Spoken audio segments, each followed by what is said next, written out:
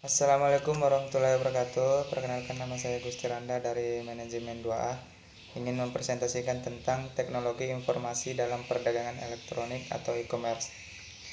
E-commerce pertama kali diperkenalkan pada tahun 1994 pada saat pertama kali banner elektronik dipakai untuk tujuan promosi dan periklanan di suatu halaman web atau website.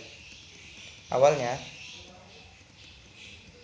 perdagangan elektronik berarti pemanfaatan transaksi komersial seperti penggunaan EDI untuk pengirim dokumen komersial seperti pesanan pembelian atau invoice secara elektronik. Kemudian ada definisi e-commerce. Dalam e-commerce terdapat perspektif komunikasi, perspektif proses bisnis, perspektif layanan, dan perspektif online. Namun, secara luas, e-commerce adalah segala aktivitas jual beli yang dilakukan melalui media elektronik, meskipun sarana meliputi televisi dan telepon. Kini e-commerce lebih sering terjadi melalui internet. Kemudian karakteristik e-commerce. Yang pertama, transaksi tanpa batas. Dengan internet, pengusaha kecil dan menengah dapat memasarkan produknya secara internasional.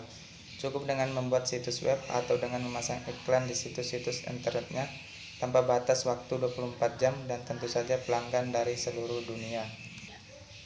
Yang kedua, transaksi anonim. Para penjual dan pembeli dalam transaksi melalui internet tidak harus bertemu muka satu sama lainnya. Kemudian yang ketiga, produk digital dan non-digital. Produk-produk digital seperti software komputer, musik, dan produk lain yang bersifat digital dapat dipasarkan melalui internet dengan cara mendownload secara elektronik. Kemudian yang keempat, produk barang tak berwujud. Banyak perusahaan yang bergerak di bidang e-commerce menawarkan barang tak berwujud atau intangible seperti data, software, dan ide-ide yang dijual melalui internet. Kemudian ada klasifikasi e-commerce. Yang pertama, business to business atau B2B.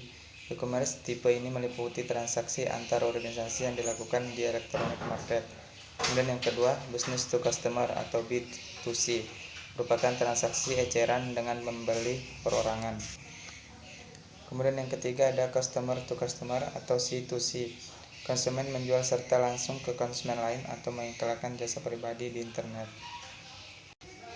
Kemudian customer to business atau C2B, perseorangan yang menjual produk atau layanan ke organisasi, perseorangan yang mencari penjual, berinteraksi dan menyepakati suatu transaksi. Kemudian ada non-business e-commerce, lembaga non-bisnis seperti akademis, organisasi keagamaan, organisasi sosial, dan lembaga pemerintahan yang menggunakan berbagai tipe e-commerce.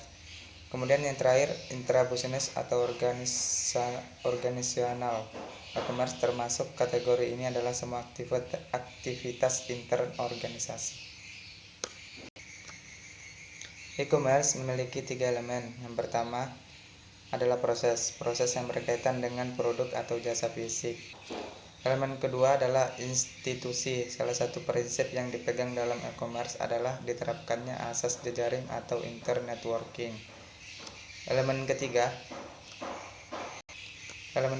adalah teknologi informasi. Pada akhirnya secara operasional, faktor infrastruktur teknologi akan sangat menentukan tingkat kinerja bisnis e-commerce.